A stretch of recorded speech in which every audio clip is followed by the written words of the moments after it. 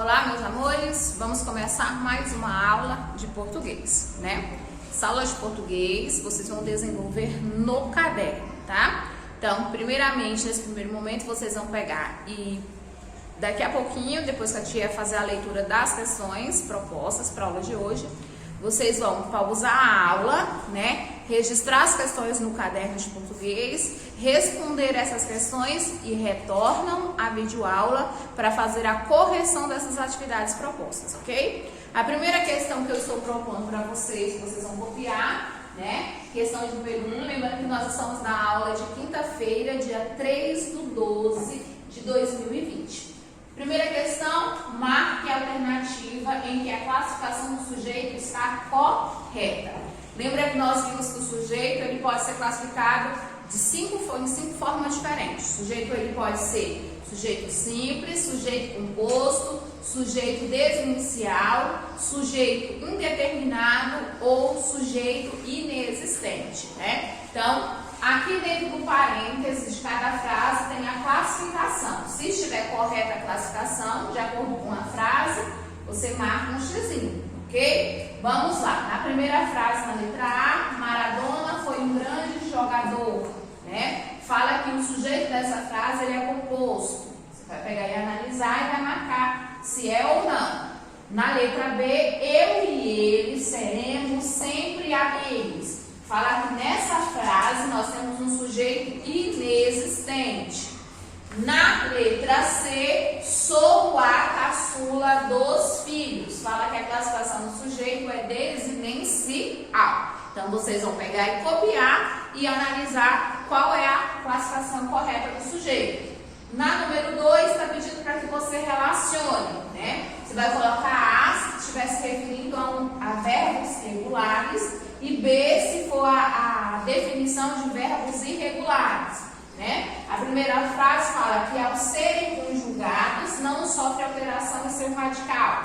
Você vai dizer se é regular ou irregular. Ao serem conjugados sofrem alterações em seu radical ou nas suas terminações, ok? E a terceira questão dessa primeira parte da aula está assim: quais palavras são preposições? Então você vai marcar quais dessas 6 palavras vai ser preposição: perto, amor, amar, de, na e ai. Quais elas são preposições? Lembra que nós vimos que preposições são o quê? Palavras que são utilizadas para ligar outras duas palavras, né? Ou 2 termos, estabelecendo relação entre esses 2 termos, né? Trazendo também sentido. Então, vocês vão pausar agora a aula, né? E vão registrar e responder essas questões. Só pode dar play novamente na aula depois que você tiver tentado desenvolver as 3 questões, ok? Não vale dar o play antes de ter feito as questões, porque na prova você vai precisar saber desenvolver as questões da prova. Então, é interessante que você tente realizar, né, sozinho, para depois você conferir o gabarito juntamente comigo, combinado?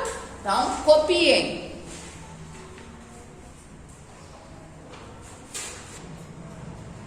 Acredito que vocês tenham tentado, né, responder, copiar bonitinho. Então, agora nós vamos fazer a correção dessas atividades, né?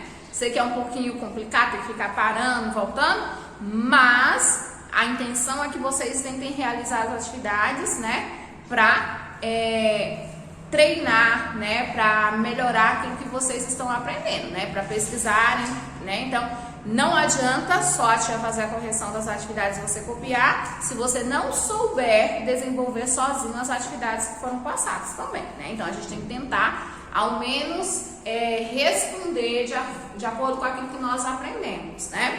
A primeira questão é para marcar a alternativa correta, onde a classificação do sujeito que está dentro do parênteses, ela está correta.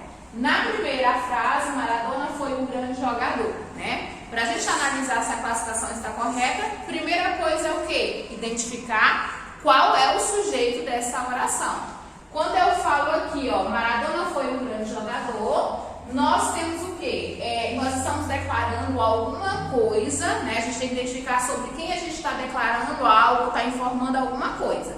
No caso, né, nós estamos falando que Maradona foi um grande jogador. Então, eu estou falando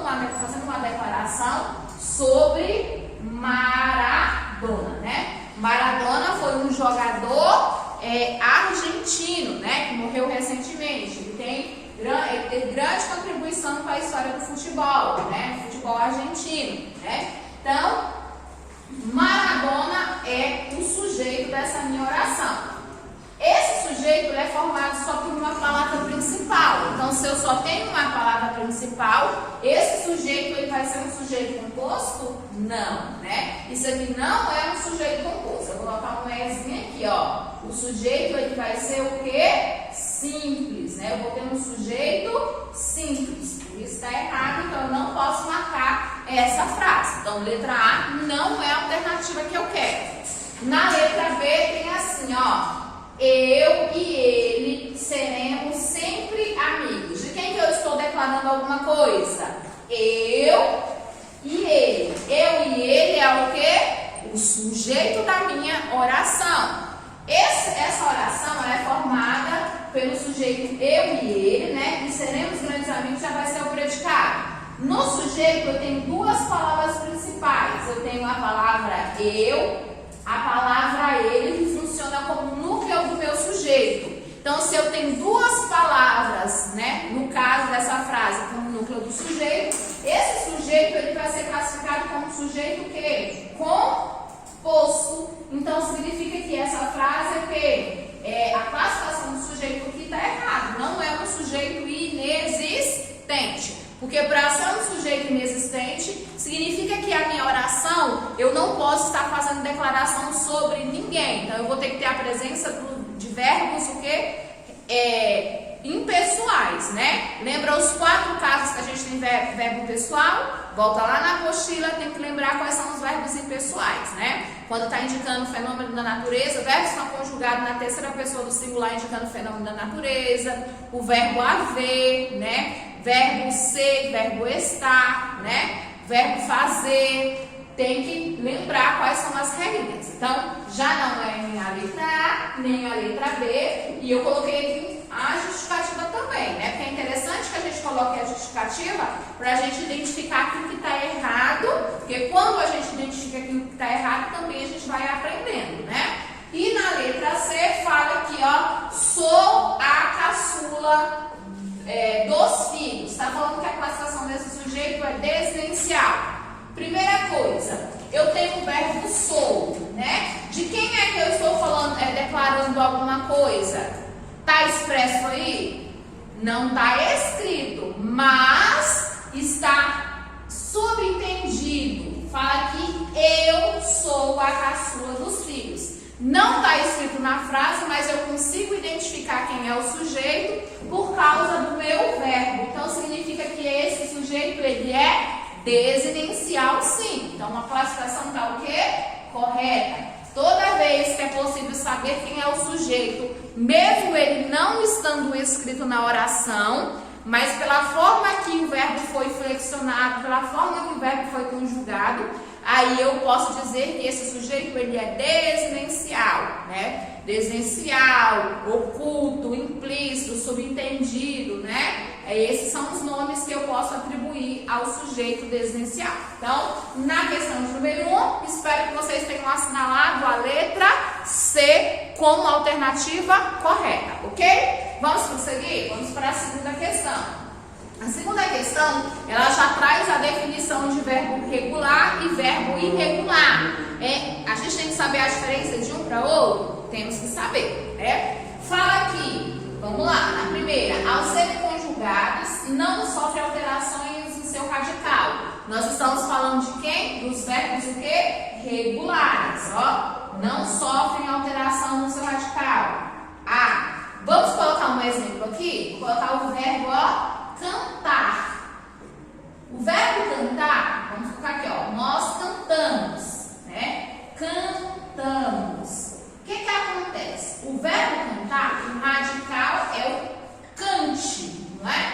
O radical ele para bem aqui, ó, na consoante T. Quando você for flexionar, ou seja, você vai conjugar, o verbo ele é conjugado de acordo com a pessoa, se é a primeira, segunda ou terceira pessoa, de acordo com o número, se é singular ou plural, né? E também ele é flexionado de acordo com o tempo, presente, passado, futuro, e de acordo também com o modo, né? Ele vai ser flexionado de acordo com esses quatro elementos. Então, dependendo do tempo, a pessoa, o modo que ele vai ser conjugado, se eu tenho um verbo regular, essa estrutura que é um radical, lembra que o verbo ele tem um radical, tem a vogal temática, e quando ele é flexionado ele tem a desinência, não é? Então, de acordo com como eu flexiono, né, os verbos regulares, esse radical ele não sofre alteração, vai ser sempre do mesmo jeito em todas as pessoas, em todos os números, em todos os tempos, em todos os modos, tá vendo? Ó, cantamos, permaneceu o cante do mesmo jeito, por isso que é um verbo regular. Já quando eu tenho um verbo irregular, que vai ser o caso da segunda frase, ao serem o que? Conjugados, eles sofrem alterações no seu radical ou nas suas terminações. Por exemplo, eu tenho o verbo ser, né? O verbo ser, dependendo da pessoa que ele é conjugado, dependendo do número, o modo, ele vai sofrer alteração no radical. Por exemplo, ó, eu sou, ele é. Olha como é que ficou o verbo. Ele sofreu alteração na sua estrutura, né? Por isso que ele é classificado como um verbo que irregular, né? Entre os verbos irregulares nós temos o verbo ser, o verbo caber, o verbo ir, né? Entre outros exemplos, ok? Então, na questão de número 2 ficou letra A e ficou letra B, ok? Vamos para a terceira questão. Na terceira questão nós temos assim, ó, quais palavras são preposições, né? Eu falei anteriormente que a preposição é a palavra que tem função de ligar dois termos ou duas palavras estabelecendo relação entre elas, né? Trazendo sentido também, né? As preposições, elas podem ser, nós temos as preposições essenciais, que são aquelas preposições que elas foram criadas para exercer somente o papel de ligar outras duas palavras. E tem aquelas outras preposições que, no caso, elas são, em outro momento, ela pode funcionar como outra classe gramatical, mas, dependendo do contexto, ela funciona como preposição, tá? Nas preposições, a gente vai ter as combinações, nós vamos ter as contrações, né? Combinações, quando nós temos uma preposição mais outra palavra de outra classe gramatical, você vai juntar, né, esses dois termos, e esses dois termos, ele não vai ter nenhuma perda de som dessa palavra. Já quando a gente tem a contração, você vai pegar uma preposição e uma palavra de outra classe gramatical, vai unir, e uma das partes, uma das letras, o som de na junção dessas duas palavras vai se perder durante o processo de contração, ok? Então vamos lá, ó. Quando eu tenho a palavra perto, perto exerce a função de uma preposição? Não. Perto já é o quê? Um advérbio. Vou colocar bem aqui embaixo, ó. É um advérbio. Por que é um advérbio?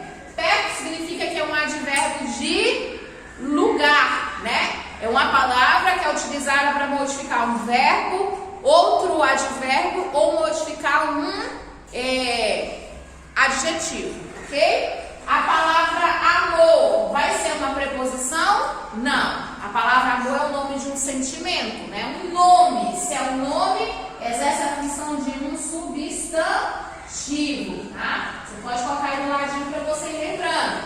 Já a palavra amar, né? É a ação de quem o quê? Ama, né? De quem tem amor. Então, amar significa que nós temos o quê? Um verbo. Então, nem perto, nem amor, nem amar são preposições. Porque primeiro um é advérbio, outro é substantivo e outro é verbo, ok? A palavra de é uma preposição? É uma preposição, faz parte das preposições essenciais, ok? Que exerce a função somente de preposição.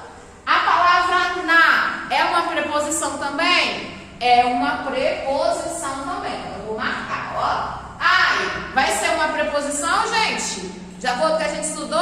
Não. Ai expressa o quê? Uma emoção repentina, né? Da ideia de dor, né? Então eu tenho o quê aqui no ai? Nós temos uma interjeição. Então, não é uma preposição. preposição. Então, na terceira questão, a alternativa correta ficou o de e o na, que exerce função de preposições. Vamos recapitular nosso gabarito? Na questão de número 1, nós marcamos como correto a letra C, que é um sujeito desinicial. A letra A não é sujeito composto, é sujeito simples. A letra B não é sujeito inexistente, mas é um sujeito composto. Na número 2, a sequência correta ficou A, né?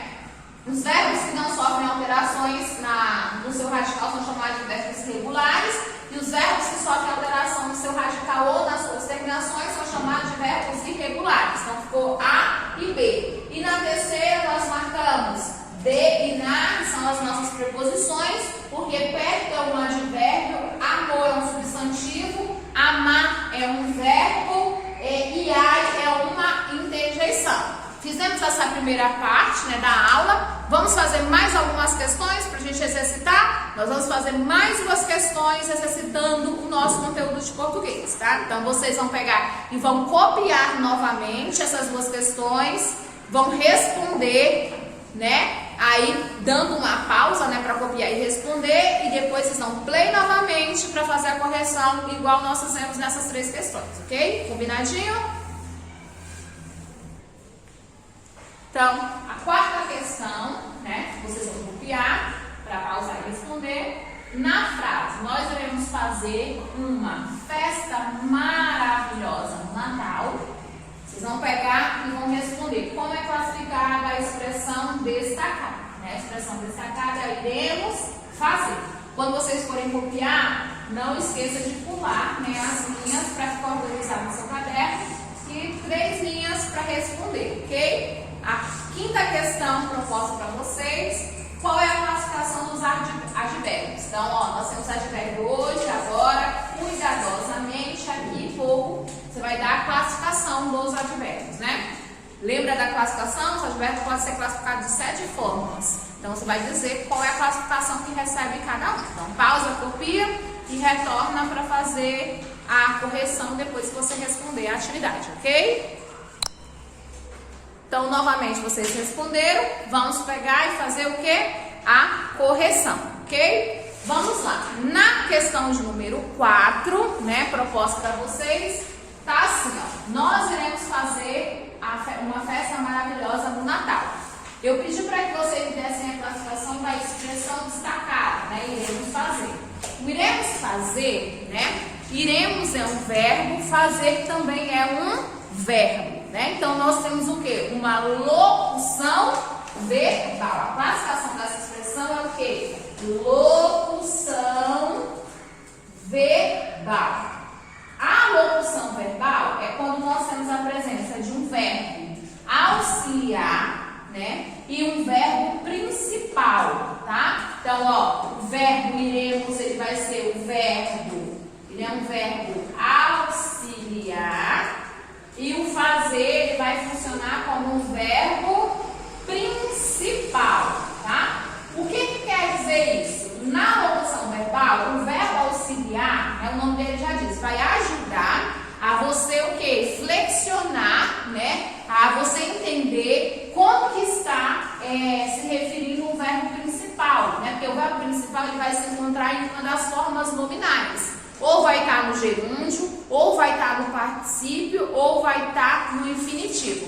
No caso aqui, ó, o verbo fazer, que é o principal, ele está no infinitivo. E o iremos, ele está ajudando você a flexionar o verbo fazer, tá? Essa expressão, ela poderia ser substituída por uma forma só, pela forma simples da conjugação do verbo fazer, né? Mas quando eu não quero flexionar o verbo principal, eu utilizo esse verbo auxiliar para me entender qual é o tempo, qual é a pessoa, qual é o modo que o verbo principal está se referindo, ok? Esse verbo auxiliar, né, ele está através da desinência, nós sabemos de que forma que o verbo principal ele está executando a ação ou está se referindo, né? No caso aqui, ó, nós iremos, a desinência emos se refere à primeira pessoa, né, no caso nós, primeira pessoa do Singular ou plural? O plural, porque nós é plural, né? Iremos se refere a uma coisa que vai o quê? Acontecer, já aconteceu, ou alguma coisa que está no tempo presente. Nós iremos fazer, da ideia de uma coisa que vai ser realizada, né? Então, nós temos uma locução verbal. Vamos colocar a justificativa que vai ficar bonitinha, ó, locução verbal, ó, onde o verbo iremos é o auxiliar, né? O auxiliar e o verbo fazer é o principal, né? O verbo auxiliar sempre é flexionado e o verbo principal sempre está em uma das formas nominais, ou no gerúndio, ou no particípio, ou no infinitivo, ok? Agora vamos fazer o quê? A última questão proposta para a aula de vocês. Nessa quinta questão, eu pedi a classificação dos advérbios, né? Então vamos lá. O primeiro advérbio que nós temos é o advérbio hoje. Hoje dá a ideia de quê? Tempo, né? Então esse advérbio ele expressa tempo. Agora também dá a ideia de quê? Tempo. Então nós temos outro advérbio de tempo, né? Cuidadosamente, esse advérbio dá a ideia de modo, né? Já que, ó, o aqui dá a ideia de advérbio de lugar. E pouco já dá a ideia de advérbio de intensidade, ok? Além do advérbio de tempo, modo, lugar e intensidade, nós temos também mais os advérbios de quê? Nós temos advérbio de negação, nós temos advérbio de afirmação e nós temos o advérbio de dúvida, né? Então, nós temos 7 tipos de advérbios: tempo, modo, lugar, intensidade, afirmação, negação e dúvida, ok? Então, espero que vocês tenham feito a correção dessas atividades e estudem, né? Amanhã nós vamos fazer outras atividades e vai ser a última revisão dos conteúdos trabalhados na nossa disciplina de português. Então, ó, beijos, amores!